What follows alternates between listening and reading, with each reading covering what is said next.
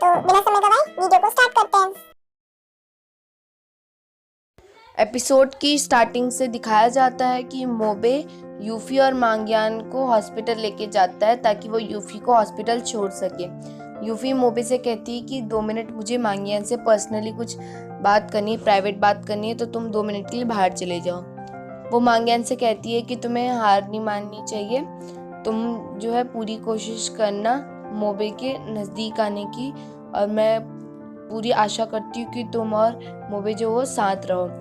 और वो लास्ट में कहती है कि मैं तुमसे बहुत ज़्यादा ही जलती हूँ क्योंकि तुम्हारे पास इतनी ब्यूटीफुल लाइफ है, तुम अपनी लाइफ में कुछ भी कर सकती हो, तुम जो चाहे वो पहन सकती हो, कुछ भी कर सकती हो, जिससे चाहे उससे प्यार कर सकती हो, किसी के साथ भी लाइफ स्पेंड कर सकती हो, इसे वेस्ट मत जाने देना।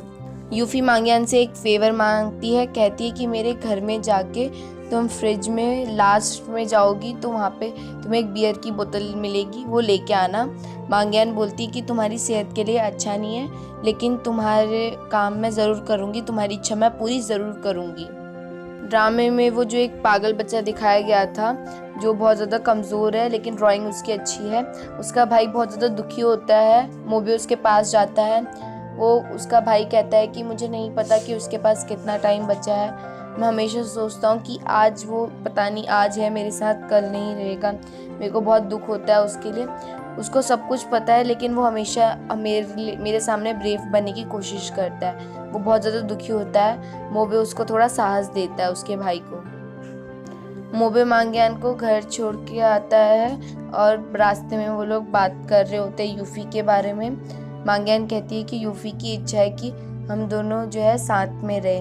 मोबे कहता है कि वो ये यूफी की इच्छा है, तुम्हारी इच्छा है, और वो सॉरी कह देता है कि हम कभी साथ नहीं रह सकते, जिससे मांग्यान थोड़ा अपसेट हो जाती है।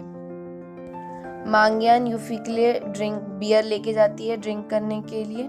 वो दोनों बातें कर रहे होते हैं। यूफी कहती है कि जब मैं ठीक हो जाऊंगी तो मैं जगह जगह घूमूंगी, सब कुछ पहनूंगी, सब तरह का खाना खाऊंगी, बच्चों के साथ टाइम स्पेंड करूंगी, और मेरा इधर भी जाना है, बहुत सारी जगहों के नाम बताती है। लेकिन मोबे यूफी और मांग्यान को ड्रिंक करते हुए देख लेता है। मोबे यूफी को उसके कमरे तक लेके जाता है। यूफी कहती है सॉरी कि इसमें मांग्यान की कोई गलती नहीं है, मैंने ही मांग्यान को फोर्स करा था, तुम इस पे चिल्लाना मत। मोबे अपने जेब में से एक पेपर निकाल के देता है जिसमें बहुत सुंदर सी ड्राइंग बना रखी होती है, और उसी बच्चे ने बना रखी होती है जिसके साथ यूफी बैठ के बीज बो रही थी, पेड़ लगा रही थी। मोबे कहता है कि उस बच्चे ने कहा है कि ये राक्षस है जो कि सारी बीमारियां जो है खींच लेता है, तुम इसको अपने साथ हमेशा रखना और तुम बहुत जल्दी ठीक हो जाओगी।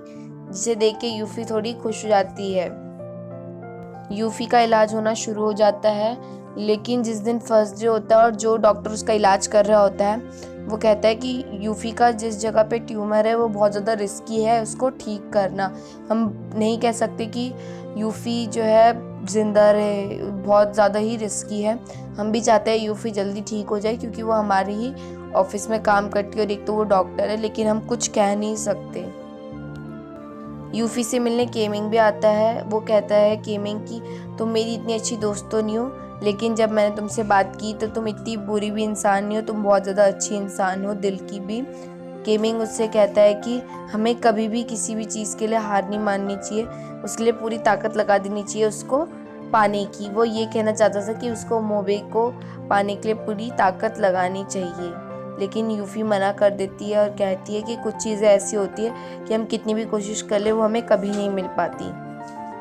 यूफी का इलाज जो डॉक्टर कर रहे होते हैं वो मोबे को बुलाते हैं और कहते हैं कि तुम बहुत ज़्यादा क्लोज हो यूफी के, बचपन से ही तुम लोग साथ रहे हो और यूफी के यहाँ पे कोई परिवार वाले भी नहीं हैं। हम ये कहना चाहते हैं कि यूफी का इलाज जल्द से जल्द करवाना पड़ेगा, और हम ये नहीं कैसे इस इलाज से जो है यूफी ठीक ही हो जाए, लेकिन तुम्हें साइन करने पड़ेंगे कागज़ में कि जो भी होगा कि तुम्हारी मंजूरी है इसमें।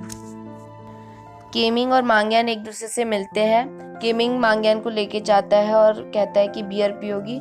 मांग्यान खुश हो जाती है, कहती है कि मैं यही सोच रही थी बियर पीने की, क्योंकि वो थोड़ी थक गई थी यूफी के साथ रह रह के, मतलब थोड़ा उसका देखभाल करके। केमिंग कहता है यूफी की तबीयत कैसी है। मांग्यान बताती है कि अभी तो ठीक ही है। केमिंग बोलता है कि हमें जो है जो कोई चीज़ मांगता है तो हमें उसकी इच्छा भी पूरी करनी चाहिए। वो इसका मतलब ये कहना चाहता था कि यूफी की जो लास्ट इच्छा थी मोबे के साथ शायद से मांग्यान को पूरी करनी चाहिए, लेकिन मांग्यान नहीं समझती। केमिंग कहता है कि मैं तुम्हारे साथ हमेशा हूँ, तुम्हें कभी भी मेरी ज़रूरत पड़े तो तुम मेरे को बताना। मांग्यान लेकिन कहती है कि मेरे को शायद से चढ़ गई है, और वो नाटक करने लग जाती है और बोलती है मैं जा रही हूँ। केमिंग कहता है कि कभी भी जो नशे में होता है वो इंसान कभी नहीं कहता कि मैं नशे में हूँ, इसका मतलब तुम झूठ बोल रही हो। लेकिन मांग्यान वहाँ से चली जाती है। यूफी के सर में बहुत ज़्यादा तेज़ दर्द होने लग जाता है और वो बहुत ज़्यादा दुखी हो जाती है। वो छत में चली जाती है और वो शायद से कूदने ही वाली होती है, लेकिन मोबे टाइम पे आ जाता है और उसको रोक लेता है। यूफी बहुत दुखी होती है अपने दर्द से। मोबे उसको कहता है कि तुम मेरे साथ चलो। मोबे उसको अपने घर लेके जाता है और उस लैब में लेके जाता है और कहता है कि तुम जानना चाहती थी ना कि मैं क्यों कभी कभार अलग ही बिहेव करता हूँ, क्योंकि मैं मोबे नहीं हूँ, मैं एक रोबोट हूँ, मैं रोबोट मोबे हूँ। वो वाले मोबे की कब का डेथ हो गई थी, लेकिन पापा ने जो है ब्रेन में मेमोरी कार्ड डाला था जिसकी वजह से मैं चेंज हो गया। मेरा पूरा शरीर रोबोट का नहीं है, मेरा सिर्फ दिमाग जो है वो रोबोट का है। यूफी इस बात को सुन के बहुत ज़्यादा हैरान हो जाती है। मोबे कहता है कि अगर तुम्हें जीना है तो मैं तुम्हारा भी करवा सकता हूँ अगर तुम चाहो तो। यूफी लेकिन मना कर देती है और कहती है कि मैं नहीं चाहती, क्या पता इलाज करवाने के बाद मैं वो ज़िंदगी जी पाऊँ जो मैं अभी जीना चाहती थी, मैं सब कुछ भूल जाऊँ, कुछ कह नहीं सकता और मेरे लाइफ में मेरा ही कंट्रोल नहीं होगा तो वो जीने का क्या फ़ायदा। हम लोग इंसान हैं और इंसानों की एक ना एक दिन मौत आती है, हमें उसके साथ खेलना नहीं चाहिए। मोबे यूफी को सनसेट दिखाने के लिए लेके जाता है। वहाँ पे मांग्यान आ जाती है। यूफी मांग्यान और मोबे का हाथ एक दूसरे से पकड़वाती है और कहती है कि तुम लोग आगे चल के हमेशा साथ रहना और कभी मत छोड़ना। और वो खुशी खुशी जो है सनसेट देख रहे होते हैं। यूफी के सारा टाइम दिखाया जाता है कि उसने कैसे आई थी, वो यहाँ पे सारा उसकी पूरी लाइफ जर्नी दिखाई गई होती है।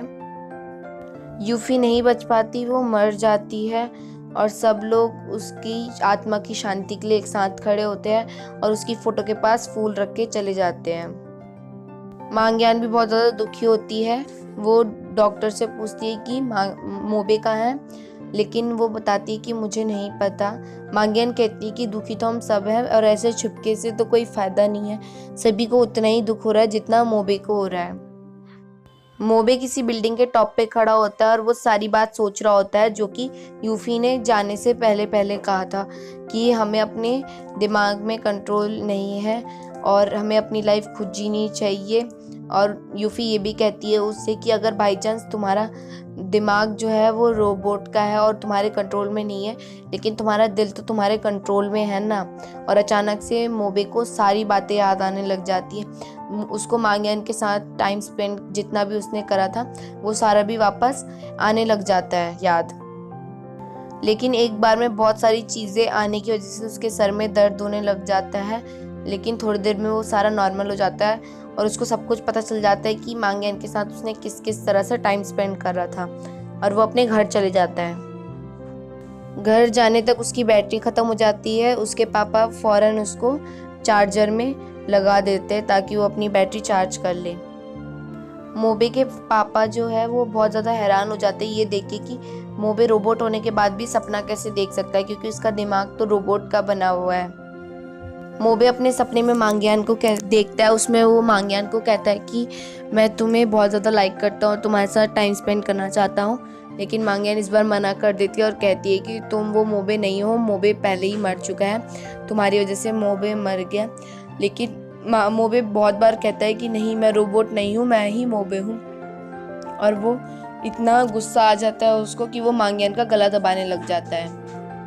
मांग्यान का गला दबाते दबाते वो कहता है कि बोलो मैं मोबे हूँ, लेकिन मांग्यान हमेशा मना ही करती कि नहीं, तुम मोबे नहीं हो, तुम एक रोबोट हो। और वो थोड़ी देर में उसको छोड़ देता है। मांग्यान कहती है तुम इसलिए मोबे नहीं हो, वरना तुम अगर मोबे होते तो तुम मुझे कभी मारते नहीं। मोबे का पैर फिसलता और वो एक गड्ढे में चले जाता है जहाँ पे वो अपनी वही डेड बॉडी देखता है जहाँ पे वो मरा था।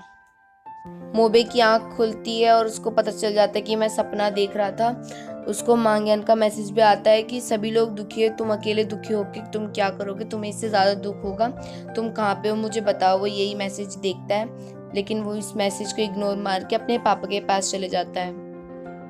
वो अपने पापा पे बहुत ज़्यादा चिल्लाता है। मोबे बोलता है कि आपने मेरे को क्यों ज़िंदा रखा, आप होते कौन हो मुझे बचाने वाले, आप तो हमसे कभी प्यार करते ही नहीं थे। जब मेरी मॉम थी तब भी आपने उनको कभी प्यार नहीं दिया, उनको हमेशा छोड़ के चले गए। मैंने अपनी मॉम को अपने आंखों के सामने मरते हुए देखा, तब आपने नहीं बचाया। आप होते कौन हो मुझे बचाने वाले, वो भी मुझे आपने रोबोट बना दिया जिसमें मेरा खुद का कंट्रोल नहीं है। मोबे ये भी कहते हैं कि अब मुझे पता नहीं क्यों लेकिन मुझ में इमोशंस कैसे आ रहे हैं, मैं बल्कि रोबोट हूँ तो मेरे में इमोशंस आने ही नहीं चाहिए और मैं किसी इंसान के कंट्रोल में कैसे रह सकता हूँ। मोबे के फादर भी हैरान हो जाते हैं कि उसमें इमोशनल्स कैसे आ रहे हैं, वो फीलिंग, वो गुस्सा, ये सब। वो मोबे लेकिन अपने पापा पे बहुत चिल्लाता है और अपने घर से चले जाता है। मोबे मांग्यान के पास जाता है और मांग्यान से कहता है कि मुझे सब कुछ याद आ गया, हमने जितना भी टाइम स्पेंड करा था वो सब कुछ मुझे याद आ गया, जिसे सुन के मांग्यान खुश हो जाती है। मांग्यान उसे कहती है कि तुम्हें पछतावा हुआ जब तुम्हें ये सब याद आया कि तुमने कितना टाइम वेस्ट करा, लेकिन मांग्यान कहती कि कोई बात नहीं, तुम्हें देर से याद आया और यूफी भी यही चाहती थी कि हम जो दोनों हैं साथ में रहे। मोबे लेकिन मना कर देता है, कहता है कि वो मैं नहीं था जिसके साथ तुमने टाइम स्पेंड करा, और वो जाने लगता है। मांग्यान उसके सामने रोने लग जाती है और उसको पकड़ लेती है, कहती है कि प्लीज़ मत जाओ। मोबे कहता है कि वो मैं नहीं था, वो कोई और था जिससे तुमने प्यार किया, मैंने तुमसे कभी प्यार किया ही नहीं है। मोबे कहता है कि तुम्हें तो ये भी नहीं पता कि वो मैं ही था, मैं इंसान ही हूँ या कोई और वो उसका छिड़वा लेता है अपने आप को उससे।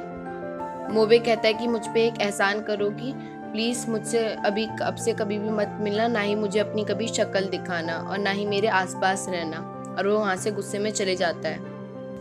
कंपनी का बहुत ज़्यादा ही नुकसान होने लग जाता है, कार कंपनी का, और सारे जितने भी एम्प्लॉयज़ थे वो भी मना कर देते हैं। वो जो CEO पूछता भी है कि किसी के पास कोई आइडिया है इसको बचाने का, लेकिन सभी बोलते हैं कि हमें इतना नहीं पता डिटेलिंग। सब लोग वहाँ से चले जाते हैं। वो CEO जो है मांग्यान की मॉम से कहता है कि तुम मेरी मदद कर सकती हो, तुम डॉक्टर लिन के पास जाओ, उन्होंने जो है इसके बारे में खोज करी थी, तुम उनसे पूछ सकती हो कि ये कैसे ठीक करेंगे, मैं उनसे माफ़ी मांगने के लिए भी तैयार हूँ, प्लीज़ उनके पास चले जाओ।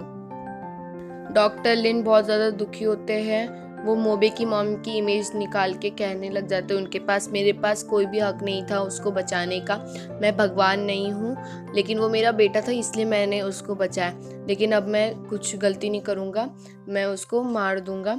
लेकिन फिर वो कहता है कि मेरे को लेकिन किसी को मारने का भी कोई हक नहीं है, और वो बहुत ज़्यादा दुखी हो जाता है और वो रोने लग जाता है एक कोने में बैठ के। मांग्यान की मॉम डॉक्टर लिन के घर में पहुंच जाती है और कहती है कि मैं तुम्हें कब से कॉल कर रही थी, तुमने मेरा फ़ोन उठाया क्यों नहीं। लेकिन मोबे का फादर जो होता है वो बहुत ज़्यादा दुखी होता है और वो कहता है कि मेरे को टाइम नहीं मिला और मैंने ध्यान नहीं दिया। डॉक्टर लिन कहते हैं मांग्यान की मॉम से कि शायद से मोबे को सब कुछ पता चल गया और वो यहाँ से चले गया। वो बहुत ज़्यादा दुखी हो जाते हैं। वो कहते हैं कि वो मेरा बेटा नहीं और मेरा कोई हक भी नहीं बनता उनको उसको रोकने का, ये सब। वो बहुत दुखी हो रखे होते हैं उस टाइम पे और गुस्सा भी आ रहा होता है उनको अपने आप पे।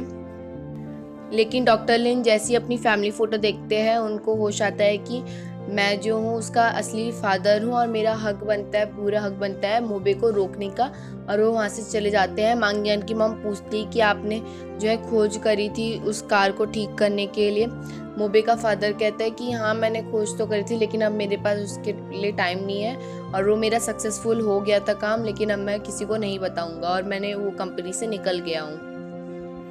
हेलिंग भी जो है वो विदेश से वापस आ जाती है और वो केलिंग से तुरंत मिलने जाती है।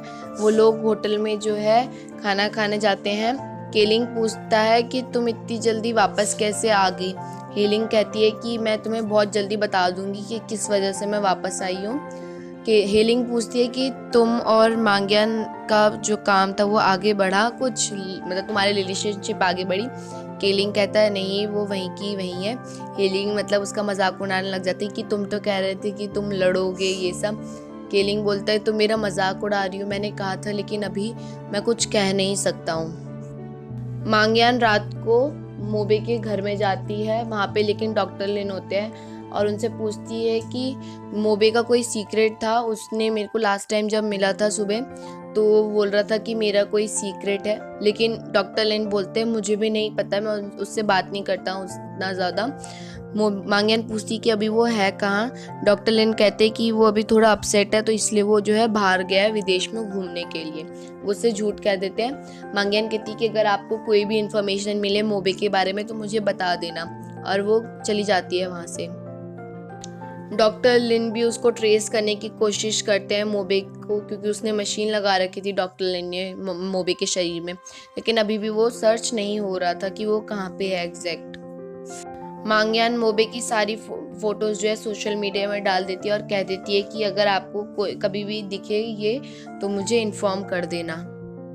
मांग्यान और केमिंग फिर से मिलते हैं। मांग्यान कहती कि इस बार जब मेरे को मोबे मिला तो बिल्कुल ही चेन सा लग रहा था, वो बिल्कुल ही अलग बर्ताव कर रहा था जैसे कि वो मोबे है ही नहीं।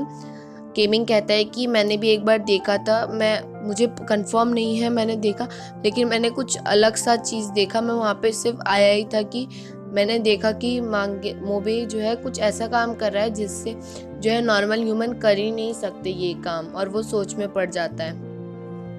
लेकिन फिर केमिंग कहता है कि मैं तुम्हारी हमेशा मदद करूँगा, तुम्हें अगर कोई भी इन्फॉर्मेशन चाहिए या कुछ भी काम करवाना हो तो मैं तुम्हारे साथ हमेशा खड़ा हूँ। लेकिन मांग्यान मना कर देती है और कहती है कि मैं अपना काम खुद कर लूँगी, थैंक यू मेरी मदद करने के लिए, और तुम अगर फ्रेंड्स रहोगे तो ज़्यादा अच्छा रहेगा, मैं हमेशा तुम्हें चीयर अप करूँगी अपनी फ्रेंडशिप के नाते। लेकिन अगर तुमने कुछ और सोचा तो फिर मेरी ये फ्रेंडशिप भी मुझे तुमसे तोड़नी पड़ेगी। और वो वहाँ से उस केमिंग के घर से चली जाती है।